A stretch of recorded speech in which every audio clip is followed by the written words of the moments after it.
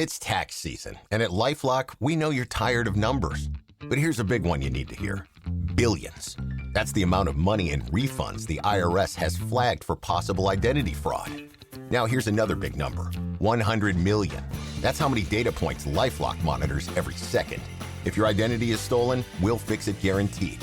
One last big number. Save up to 40% your first year. Visit LifeLock.com/podcast for the threats you can't control. Terms apply. This week on Deprogrammed, Bryan, John, and I discussed Bad Brains. And during that episode, Bryan mentioned loving Bad Brains but never wanting to go see them live again. So naturally, we had to explore that on this week's After the Fact. So here's some bands that we would never go see again, even though we love them. The first time I saw them was when they were touring under Soul Brains, which is fine. They played at the Norba, and it was the original lineup, which is the only reason I went. But they only... HR came out, he was clearly on a bipolar, non-medicated episode. And he literally sat down on stage. They came out an hour and a half late because they were getting high as fuck because you can smell that shit. But they came out, HR only, he sat down on the stage and just kind of mumbled the punk songs and then only gave any effort when they played reggae songs, which is absolutely fine. If they only wanted to play reggae songs, they should have just done it. And I still would have enjoyed the show because I like their reggae shit. But like, it just seemed really kind of like, just don't even bother. And then I saw them in Chicago when that really good record, that like return to form record that Adam Yost from the Beastie Boys produced, which is the one that's not on Spotify. And he basically did the same thing again. And but they had just made this great punk rock return to form record for them, which return to form is a misnomer in that case because they were a very genre defining band. But they were first known from their punk rock roots, which is where the Beastie Boys started as well, which is what the connection there was. But HR just doesn't give a shit.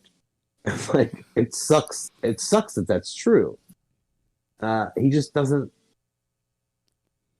I don't think he cares as much as the rest of the band does.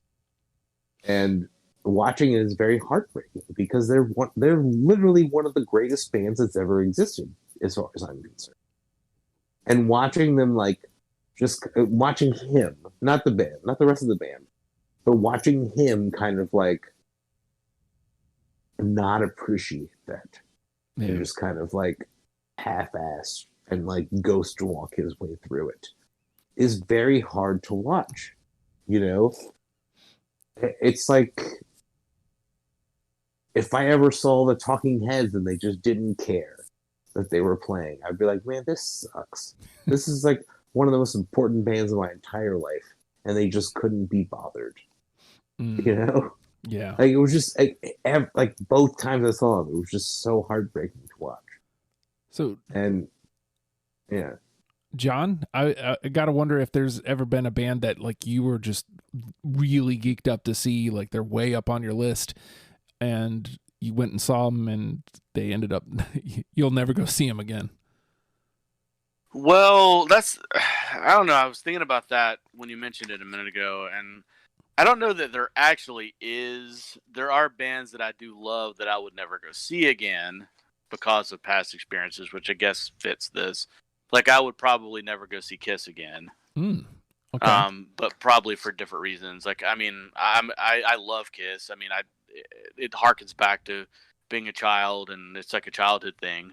You know, their first 5 records are some of the, you know, best 70s records I think that are out there. But like, I think that now they've just kind of gone beyond what, you know, being a rock and roll band into being like this paint by numbers thing. It's almost like they just clock in and play their songs and then clock out.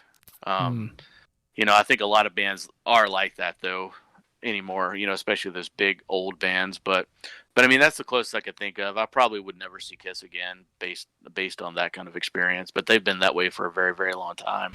There you have it. Bands that we love but would never go see again. You can hear the rest of that conversation after the fact, number 53.